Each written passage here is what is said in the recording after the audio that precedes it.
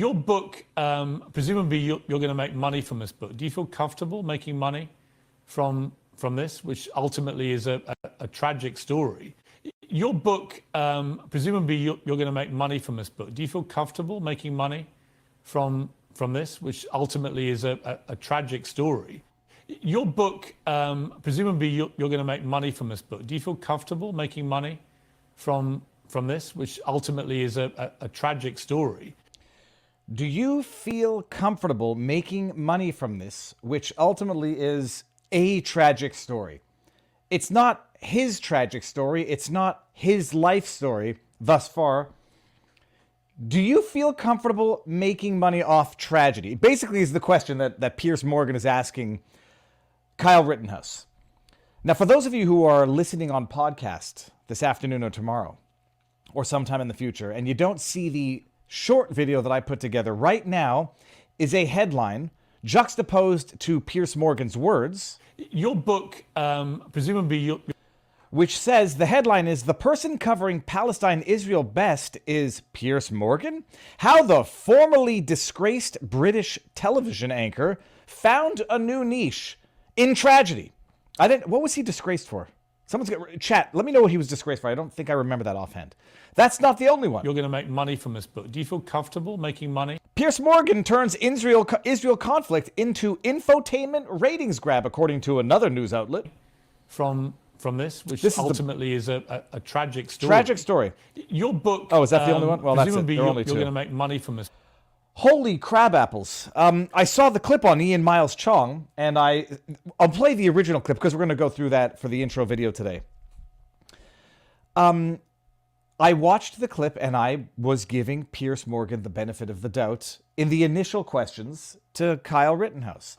That benefit of the doubt is lost with the accusation, the criticism in others, that someone doing something for money delegitimizes the substance of what they're saying.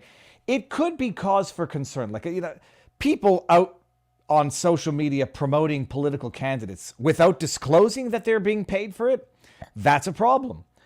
People out on social media promoting political candidates, touting the fact, disclosing the fact that they're paid for it, okay, it doesn't make them wrong, and it doesn't allow you to discredit what they're saying solely by virtue of the fact that they're getting paid to say it, but it would cause some skepticism, some cynicism, some caution.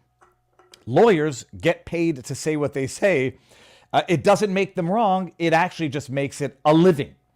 The idea that Kyle Rittenhouse somehow, let's even say that he's cynically monetizing his life story because it happens to be tragic, can't do it? Oh, because he happened to maybe, if we want to victim blame a little bit, he happened to have put himself in a position where he would have been killed, period. And as a result, had to defend himself, which tragically, although not tragically according to some, resulted in the deaths of individuals who were very, very, very bad people. I mean, doesn't get much worse than one of the people that Kyle Rittenhouse had to defend himself against involving killing that person. Do you feel guilty?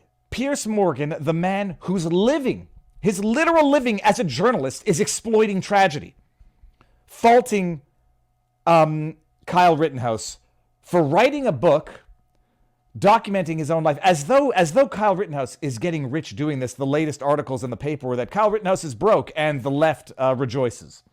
He's been bankrupted by lawfare because the father of one of the deceased individuals who was attacking Kyle Rittenhouse to the point where he had to use deadly force to save his own life is now suing for wrongful death. And the lefty commies, or the, I don't know, just call them fascists, who love the idea that it's a different burden of proof civilly, so Kyle might yet be bankrupted and destroyed civilly, even though he successfully defended against the destruction criminally. Yeah. But the full clip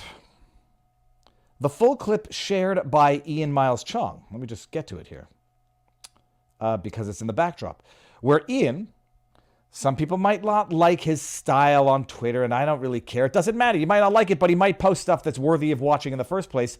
He starts by saying, Piers Morgan, let me just put on pause here, asks Kyle Rittenhouse how he feels about what he did. Incredibly disrespectful.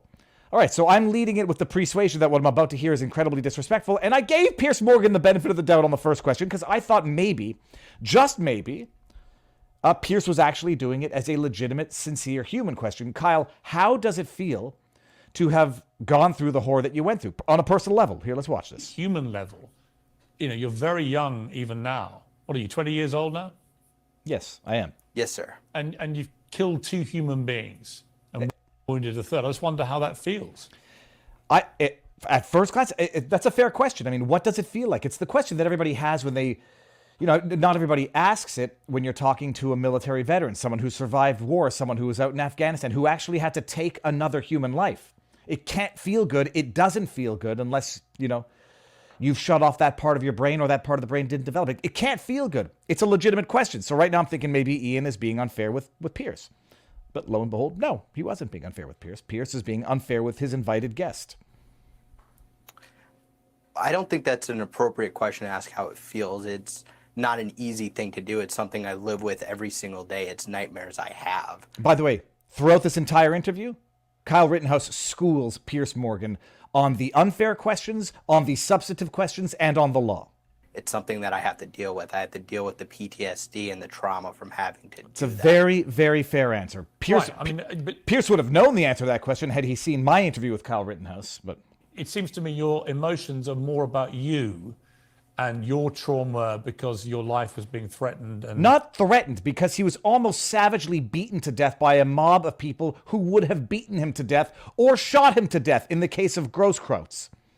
and that side of it, rather than the question I'm asking, which is simply on a human level, how do you feel about being so young and yet having on the record for the rest of your life now that you took the lives of 2 people? It feels freaking terrible, Piers. I have PTSD. I wake up sweating and shivering. If you watched the trial, you'd know how it feels. All right, losing the benefit of the doubt, Piers. Regardless of the circumstances. And like I just said, it's something I deal with every day. I deal with the PTSD and the trauma and the nightmares. It's not easy to deal with it.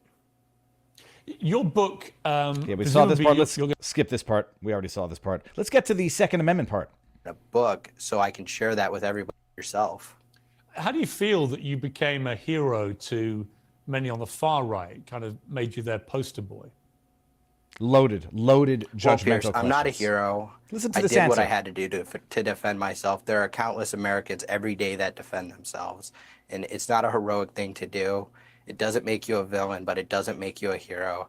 It's doing the right thing to stay alive. If I didn't defend myself, I wouldn't be here talking today. What can get more clear than that? I mean, this kid, it's almost as though he was prepared for these cheap shot questions coming from Piers. Not a hero, not a villain, however, Piers, unlike what you think. But Piers is going to go to the Second Amendment question here. And get schooled. You were 17 at the time. You were too young to legally acquire a gun that you used. What's that, Piers? Are you repeating some of the fake news, factually incorrect talking points that cross state lines? Cross state lines. You couldn't carry a firearm. Oh, wait, Piers, you're wrong. That's not true. It's not true? No. That is not true. Wisconsin statute says a person between the ages of 16 and 17 can carry a long rifle with a barrel longer than 16 inches. That's Wisconsin law, and the judge dismissed that charge. Okay, so you were... Okay, so I just said something factually incorrect upon which my entire opinion was based.